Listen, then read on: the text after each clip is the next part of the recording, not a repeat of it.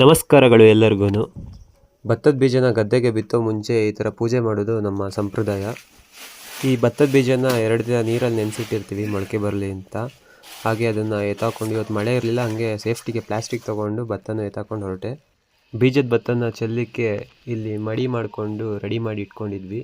ಭೂಮಿ ಸಿದ್ಧತೆ ಎಲ್ಲ ಆಗಿದೆ, ನೋಡ್ತಾ ಇರ್ಬೋದು ಲೈನ್ ಥರ. ಇಲ್ಲೊಂದು ಸ್ವಲ್ಪ ಎತ್ತರ ಜಾಸ್ತಿ ಆಗಿಬಿಟ್ಟಿದೆ, ಅದನ್ನು ಇಲ್ಲಿ ನೀರು ನಿಲ್ಲೋ ರೇಂಜಿಗೆ ಮಾಡಬೇಕು. ಎತ್ತರ ಆಗಿದ್ದ ಜಾಗದಲ್ಲಿರೋ ಮಣ್ಣನ್ನೆಲ್ಲ ತೆಗೆದು ಹೊರಗಡೆ ಹಾಕ್ತಿದ್ದೀನಿ. ಏನಕ್ಕೆ ಎತ್ತರ ಇರಬಾರ್ದು, ನೀರು ನಿಲ್ಲಬೇಕು ಅಂತ ಅಂದರೆ, ನಾವು ಭತ್ತ ಚೆಲ್ಲಿದಾಗ ಹಕ್ಕಿಗಳು ಬಂದು ಆ ಭತ್ತ ತಿನ್ನಬಾರ್ದು ಅನ್ನೋ ಥರ. ಅಟ್ಲೀಸ್ಟ್ 1-2 ದಿನ ನೀರು ನಿಲ್ಲೋ ಥರ ಇರಬೇಕು. ಭೂಮಿ ಸಿದ್ಧತೆ ಎಲ್ಲ ಆದ ನಂತರ ಅಮ್ಮ ಬರ್ತಾ ಇದ್ದಾರೆ ಭತ್ತ ಚೆಲ್ಲಲಿಕ್ಕೆ. ನಮ್ಮ ಸೈಡು ಭತ್ತ ಆ್ಯಕ್ಚುಲಿ ಸ್ಟೇಪಲ್ ಫುಡ್ಡು.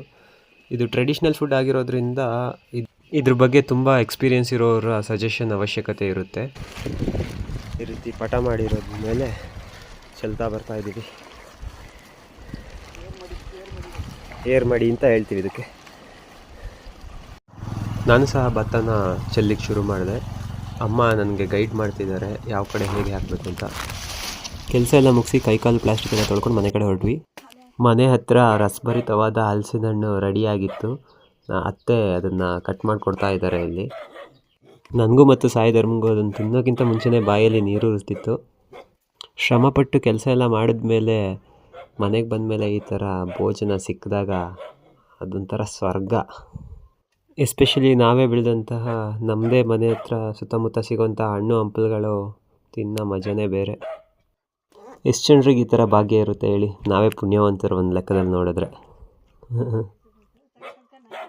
ಹಲಸಿನ ಹಣ್ಣು ತಿಂದಾದ್ಮೇಲೆ ಬೆಂಕಿ ಮುಂದೆ ಕೂತ್ಕೊಂಡು ಸ್ವಾದಭರಿತವಾದ ಉತ್ಕೃಷ್ಟವಾದಂಥ ಹಾಲನ್ನು ಕುಡಿತಾ ಇದ್ದೀವಿ ಇವಾಗ.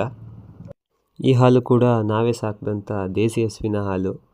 ಈಗ ಹೊರಗಡೆ ಮಾರ್ಕೆಟಲ್ಲಿ ದೇಸಿ ಹಸುವಿನ ಹಾಲು ಸಿಗೋದು ತುಂಬ ಕಮ್ಮಿ. ಆಹಾ, ಅಮೃತ.